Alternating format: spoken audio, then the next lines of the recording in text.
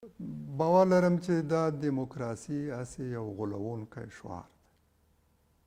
په افغانستان کې څه نشته، هغه ولسواکي ده.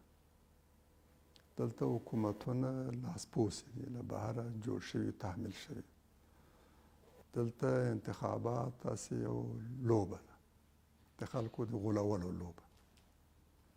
دلته رئیس جمهور د ملت منتخب جمهور رئیس نه ده. دلته سیاسي ګوندونو د ودې لپاره اجازه نشته.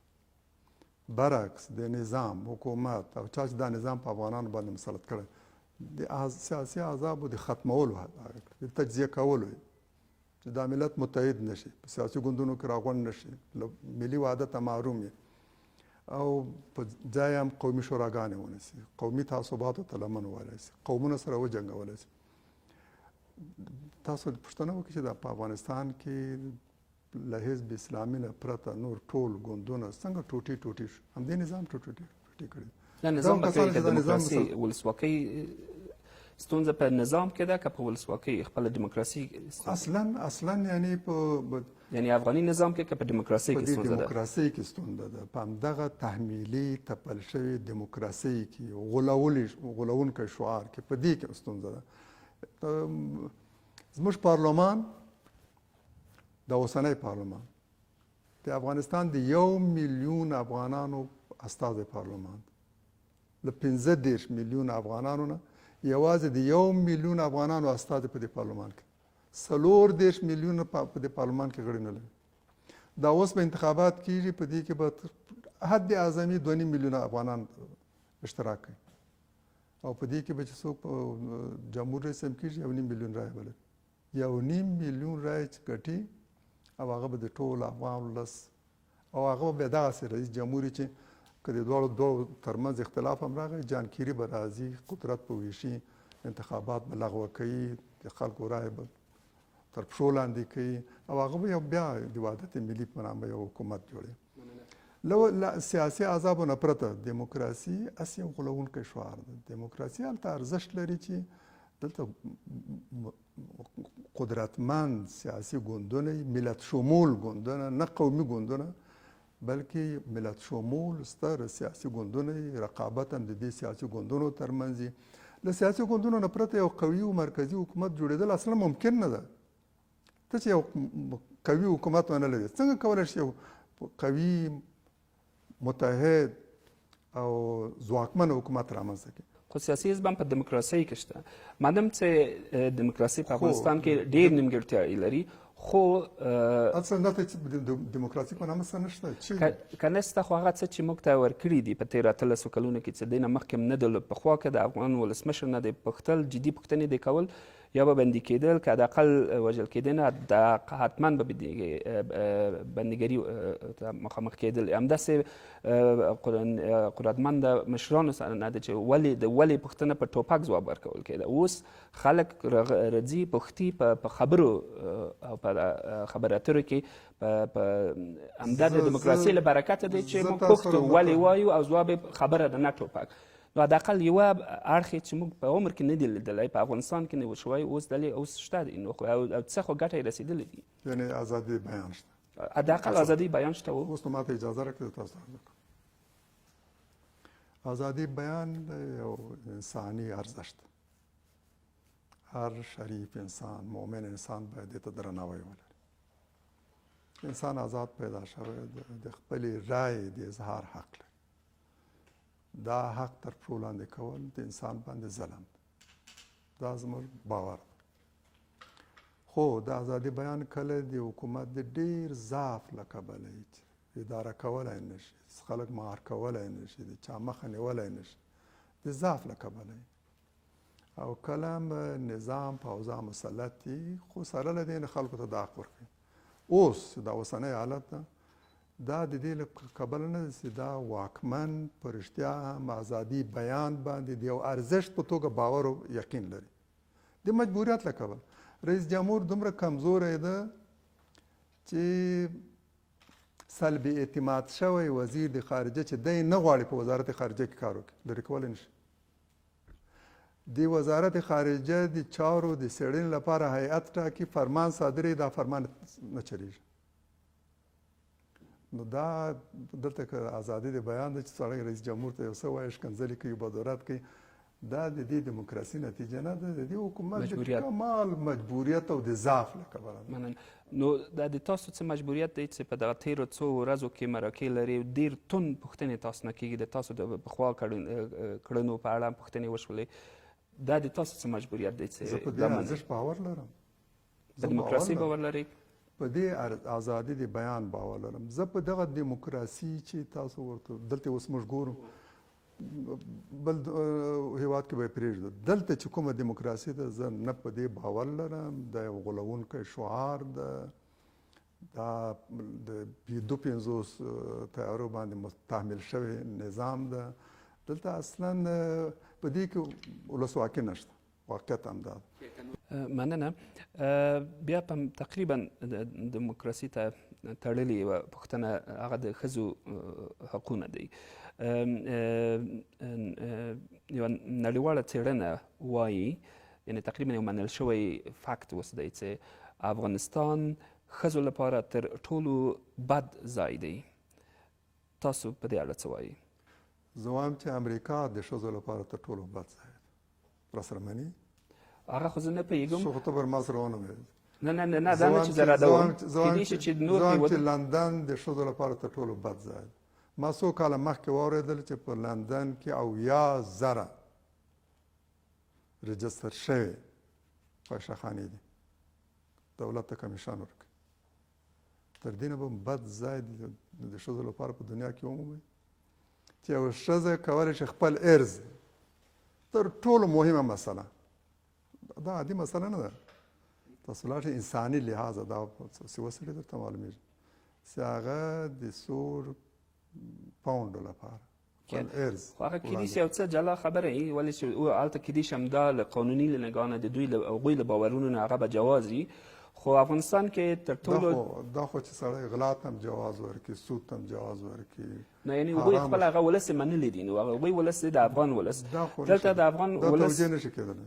خو په افغانستان کې په همدغه تړاو د ښځو اجازه راکړئ ستاسو وایم چې په انساني ژوند کې تر ټولو پیچلې مسله، تر ټولو مهمه او ارزښتمنده مسله د هغه جنسي روابط، تر ټولو حساسه مسله چې د انساني نسل بقا ورپورې تړلې ده، د انساني نسل بقا ورپورې تړلې ده، همدغه جنسي روابط. او کومه صدمه چې له دې آزاد جنسي روابطو نه انسان ته، نسل ته، آینده ته رسېږي، له بل هېڅ شي نه رسېږي. مننه. خو خبرې اخوا ته دا چې سړی وایي چې اجتماع همداسې ده، نه خو دا هغه به د هغوی ستونزه وي. دلته د موږ او تاسو ستونزه دا ده چې همدغه بنسټونه وایي، نړیوال بنسټونه چې په افغانستان کې د کورنۍ تاوتریخوالي یوه بېلګه چې ولې دغه بد ځای دی، ښځو ته تر ډېره کچه د ښځو په وړاندې کورنۍ تاوتریخوالی دی. په دې اړه تاسو څه وایي چې د کورنۍ تاوتریخوالی ښځو په وړاندې څومره جدي ده؟ اسلام نظره دا تاوتریخوالی ناجایز دی. هیڅوک حق نه لري په ښځې باندې لاس پورته کړي بې موجبه. حتی مور حق نه لري چې خپل اولاد باندې بې موجبه لاس پورته کړي. په مخ باندې سپېړه وهل د اسلام له نظره حرام دی. یعنې چې هیڅوک حق نه لري خپل زوی هم حتی د تعدیب لپاره په مخ په سپېړه وهي، په داسې ځای ووایي چې هغه ورته صدمه رسي. دا صحیح ده. زموږ په ټولنه کې هم ښځو په نسبت جفا کېږي، له خپلو انساني اسلامي حقوقو محروم دي، د مهر په ارتباط له خپل حق محروم ده، د میراث په ارتباط له خپل حق محروم ده، د بیړه د انتخاب په ارتباط له خپل حق محروم ده، حتی زوی هم محروم ده. څومره جدي به وي تاسو په نظر؟ په کومه کچه؟ لویه کچه ده که فکر کوئ دومره د اندېښنه وړ نه ده؟ دومره لویه کچه نه ده؟ دومره لویه کچه هم نه ده چې تبلیغ کېږي. دلته ځینې تبلیغات زموږ د ټولنې په ارتباط دغسې روان دي چې وښیي چې دلته بیخي کاملا وحشت ده، دلته ښځه له خپلو ټولو انساني حقوقو محروم ده. حال دا چې واقعیت داسې نه ده، شته، ولې په دومره کچه او پیمانه هم نه چې تبلیغ کېږي. په دې وروستیو کې ځینې جدي بیلګې چې جدي فزیکي بد چلند ورسره سوي دي، تاسو داسې کومه پیښه هم اورېدلې چې بیلګه ووایي چې رښتیا متاثر شوی یاست چې د کومه ښځه باندې دغه سوي یا یې پزه پرې سوي یا یې دغه داسې هم اورېدلی که یاست؟ سوي دي، داسې هم شوي دي. ولې ما داسې هم اورېدلي چې په امریکا کې تر دې نه ډېر کیدای زیات شي خشونت خو بیا موږ او تاسو کیدای شي خپله ستونزه کم کړو. امریکا کې به وي نو تحقیق چې شوی دی، څېړنې چې شوي تر ټولو زیات چې ښځه وهل کېږي د میړه په لاس هغه په امریکا کې. ما دا تحقیقات هم اورېدلي. خو حتما کیدای شي چې رښتیا وي، خو دلته هم دا ستونزه جدي ده. تاسو څه فکر کوئ چې همدغه د ښځو په وړاندې تاوتریخوالی به څنګه حل شي؟ دا ستونزه باید حل شي. څنګه به حل کیږي؟ دا کلام چې یو صالح حکومت رامنځته شو، اقتدار د اهل شخصیتونو لاسته ورغی چې اسلام ترجمن دی، هیواد او ملت ترجمن دی، احساس مسؤلیت کې له خدای ویریږي، په ملت زړهسوی لري، چې یو صالح حکومت رامنځته شي، قدرتمند چې هیواد اداره کولی شي او خواته هم یو ازمویل شوی قوي منظم حزب چې ارمانونو په محور راغونډ شوي دي، د اهدافو په محور. که له تاسو نه پوښتنه وکړم، که زه له تاسو نه پوښتنه وکړم چې دا اوس تقریبا هره شپه بلا استثنا په کلو باندې امنیتي ځواکونه، بهرني ځواکونه ځي عملیات کوي، هغه هم په داسې وخت کې چې خلک په خواږه غامي خوب بیده وي،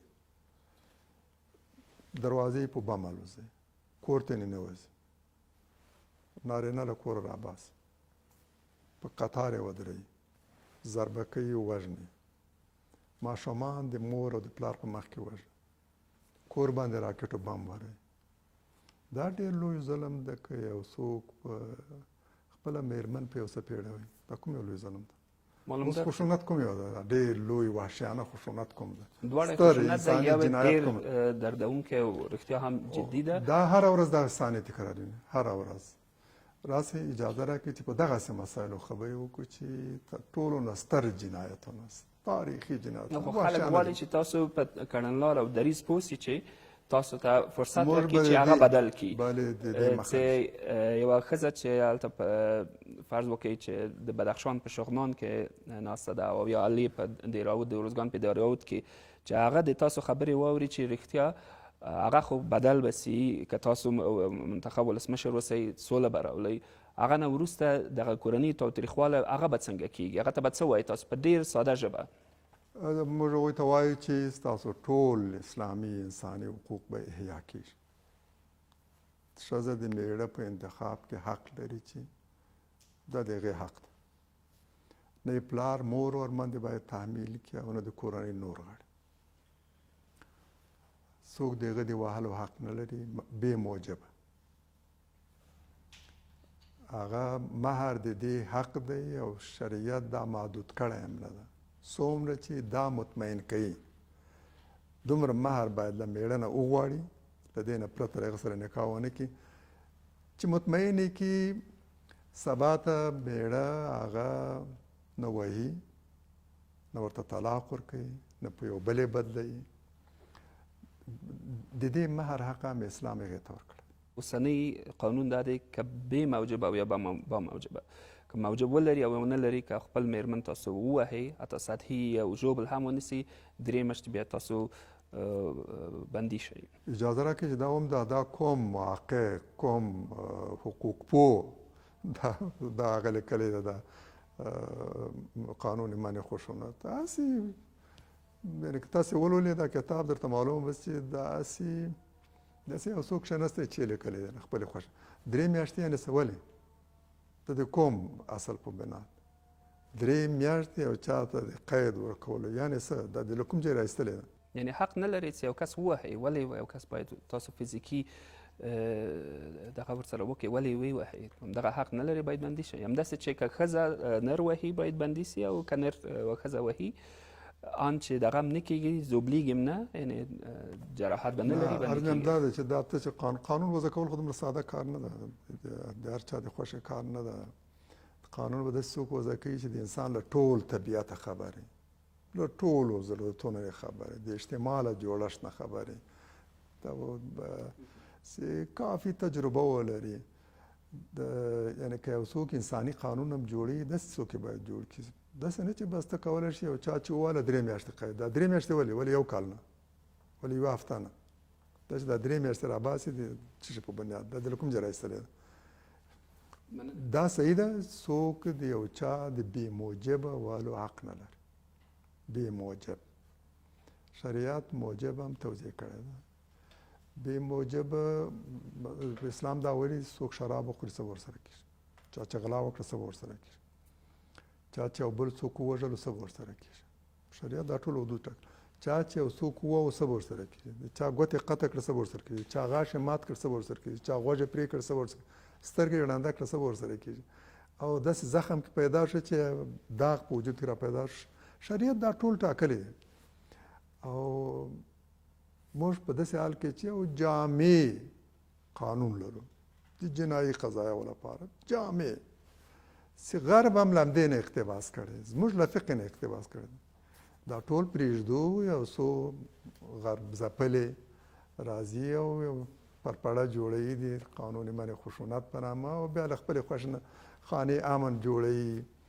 چې واقعیت دا ده چې خانې امن جوړول یعنې د یو کورنۍ ختمول، یعنې چې د میړه او د ښځې د بیرته نږدې کېدلو، یو ځای کېدلو، د مصالحې او د روغې جوړې ټول امکانات ختمول. خو هغه حتما هغه حد ته رسېدلی چې یعنې افغاني ټولنه کې ښځې ډېر زغمي تر یو حده پورې چې بیخي داسې بیلګې دي چې په یو میاشت لپاره یې په ټاکوي کې بندي کړي دي، د باندې وځي، نه پوهېږي چې کورنۍ چېرې یا کورنۍ نه غواړي. یعنې ډېری بیلګې چې خونې ته ځي نور نو هیڅ. دا د امن خونې نه دي جناب، دا د امن خونې نه دي.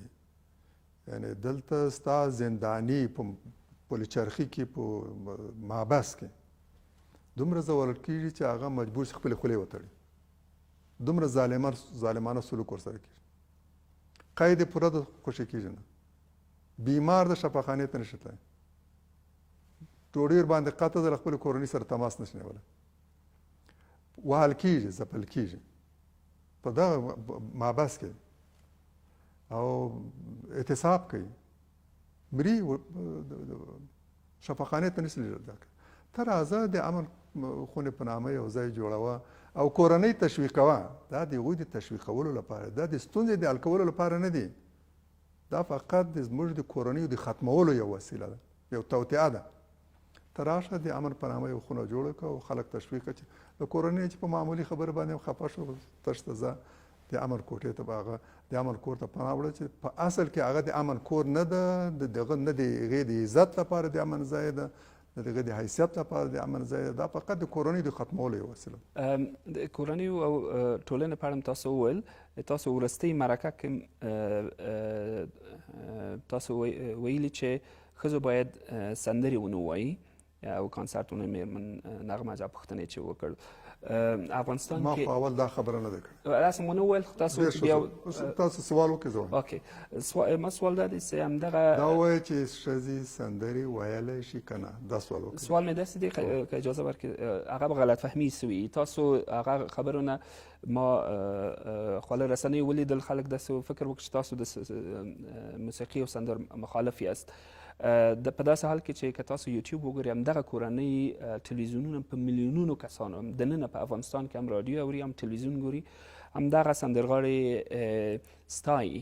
نو فکر نه کوئ چې تاسو دغه باور د میلیونونو کسانو یو اکثریت په مخالفت دی چې همدغه ټولنې کې ژوند کوي، هغه یې ستایي، خوښیږي. نو تاسو په دې اړه اوس ما ته اجازه راکړئ لږ حوصله وکړئ چې حتما زه په تفصیل سره په دې باره خبره وکړم. موسیقي په باره، موسیقي یو عادي مسله نه ده. د دې په اړه چې څوک بحث هم کوي نو باید علمي بحث وکړي. داسې څوک چې د انسان له جوړښت نه دقیق اطلاع لري، د حساس مغز نه یې هم چې متاثره کېږي، او ځینې شیانو ته داسې دی لکه د ویروس د دې نه پوره معلومات ولري. هغه باید په دې با فیصله وکړي چې دا موسیقي انسان ته مفید ده که مضر. داسې یو څوک چې د خپلې اجتماع له ظروفو شرایطو وضعیت هم دقیق خبر ده او اولویتونه ورته معلوم دي، هغه باید ووایي چې موږ ځوان نسل په موسیقي کې که مصروف یو دا صحیح دی که غلط کار. که یو څوک زما د جامې دردونه منعکس کړي، زما د جامې دردونه منعکس کړي، اجازه راکړه زه په خپله خبره وکړم. په خپل شعر کې، په خپلې ترانې کې او ملت ته جهت ورکړي، د دې درناک حالته د وتلو لار ورته وښیي. دا هره ورځ په افغانستان کې د سلګونو افغانانو وینې تویېږي، دا هم په پام کې. که داسې یو څوک وشي زه به د هغه لاس خوشحالوم چې هغه د خپل هنر و کمال، شعر، ژبه، لیکنه دا په همدې کې په استخدام کې د دې حالته د هېواد د ایستلو په جهت کې د هغه په شعر کې زه د ظلم خلاف څه وګورم، د یو مایوس ملت د ډاډمن کولو، هغه راپاڅولو، هغه ته اطمینان ورکولو آثار وګورم. زه د دې تقدیر و تمجید کوم. اما که یو څوک په همدغسې حالت کې داسې څه وایي چې د پردۍ د خور، لور، ښځې، مېرمنې شونډې ستایي، وروځې ستایي، سترګې ستایي، سپین ساقې ستایي، بربنډتوب ته یې بلي، له میړه سره خیانت ته یې هڅوي، فساد ته یې هڅوي، د دیني ملي ارزښتونو تر پښو لاندې کولو ته هڅوي، د اخلاقي حدودو تر پښو لاندې کولو ته هڅوي، د پردیو تقلید ته یې هڅوي، د پردیو د فرهنګي اجیر ده، د هغوی د همدې فرهنګي هجوم کې د هغوی د عسکرو سرتېري په توګه عمل کوي. موږ دغه غندو، دغه محکومو. دلته موږ هره ورځ 300 کسان په وینو کې رغړي او ته د دې په ځای چې زما ځوانانو ته لار وښیي چې له دې حالته د هېواد د ایستلو په ارتباط د خپل همت او مېړانې له مټې او استعداد نه استفاده وکړي، هغه ته رباب په لاس کې ورکوه، دبله په لاس کې ورکوه، نڅا ته یې هڅوه، شرابو ته یې تشویقوه، قمار ته یې تشویقوه. دا زموږ له ملت سره جفا ده. موږ د دې مخالف وو، موږ د فساد مخالف وو، موږ د پردیو د ړوند تقلید سره مخالف. اما د موسیقي په ارتباط اجازه راکړئ، موسیقي په ارتباط دا یو مسته موسیقي چې د انسان په اعصابو باندې، دماغ باندې، په ذهن باندې کوم منفي تاثیر لري، د دې پوښتنه خو باید له یو عالم نه وکړو، یو محقق چې د انسان د جوړښت په ارتباط معلومات لري. هغه باید ووایي چې دا مسته موسیقي انسان ته مفید ده که مضر. دا صحیح ده چې یو مست ځوان به دې ته ترجیح ورکوي چې بس نڅا ترې وهڅوي او مختلط هغه ولري، خو دا مختلط رقص او نڅا او سندرې چې کار یې همدغه ده، یعنې چې هغه مېرمن اوري نو هغه له خپل میړه سره خیانت ته تشویق کوي، میړه یې اوري له خپلې مېرمنې سره خیانت ته تشویق کوي، لور یې اوري خپل کورنۍ ته، پلار مور ته سپکاوی، بېعزتي او بدنامي راوړي، کورنۍ تعلقات قطع کوي. متاسفانه اوسنۍ موسیقي همدغسې ده. تقریبا پیغام سره مخالفت لري، نه د کیفیت سره هم همدغه. یعنې که هغه نغمه چې وویل زه غواړم غازي سټډیوم کې کنسرت ورکړم، که هغه لاړ سي نعت شریف دې ووایي او یو شی دې ووایي چې غم پکې، درد پکې او دغه نیمګړتیاوې نه لري، هغه سره ستونزه نه لري چې لاړ دې سي کنسرت ورکړي. په همدغه ورځ چې ما په طلوع سره مرکه درلودله، موږ دلته د مېرمنو یو لویه غونډه درلودله او دلته څو خوندو یو ډېره کوښلې ترانه ولوستله، ډېره خوندوره چې په ټولو کې یو نوی احساس او جذبه را پیدا کړ. زه شمال ته تللی وم، ګڼ شمېر ترانې همدې وړو نجلیو حتی متعلماتو تخار کې ولوستلې، په بدخشان کې ترانې درلودلې. موږ د بربنډتوب مخالف، موږ د خپل فرهنګ خلاف عمل مخالف، موږ د دې مخالف چې زموږ دیني او ملي ارزښتونه تر پښو لاندې شي، خلک فساد ته دعوه شي، ځوان نسل مو تباه کړی شي، له معنوي لحاظه له اخلاقي لحاظه پردی شي، له خپل ملت سره خپل ټول روابط قطع کړي، له خپل تاریخ سره خپل روابط قطع کړي، د پردیو په تقلید کې راشي. موږ د دې مخالف، موږ د فساد مخالف، موږ د هیڅ انساني ارزښت مخالفت میکنیم. که په آخر کې اجازه یو لنډ څه کلیشه‌ای پوښتنه ده چې هر نومان تقریبا کوو او فکر کوم تاسو نه پوښتل شوي دي که د افغانستان خلک تاسو وټاکي، آیا تاسو مېرمن به تاسو څنګ کې به درېږي د افغانستان منتخب ولسمشر په توګه، یعنی به ووځي او تاسو په څنګ کې به؟ زما مېرمن به د هېواد لومړی مېرمن نه وي. زما د کورنۍ هیڅ غړی به هم د دولت په چارو کې مداخله نه کوي. زما په حزب کې هم هیڅ ما د اولاد نه هیڅ څوک هم په د حزب په اداري اجرایي امورو کې برخه نه لري. او هغوی ته مې ویلي دي چې زما له کورنۍ یوازې زه کفایت کوم، نه په اجرایه کې دی نه په شورا کې. ان د تاسو مېرمن زما مېرمن یعنې چې هم په تاریخ کې هم په اوس کې په لومړۍ مېرمنو درلودن، په اسلامي تاریخ کې هم په دیموکراسۍ کې؟ زموږ په حکومت کې به نه وي. موږ دغسې لومړیو مېرمنو باندې باور نه لرو او نه غواړو.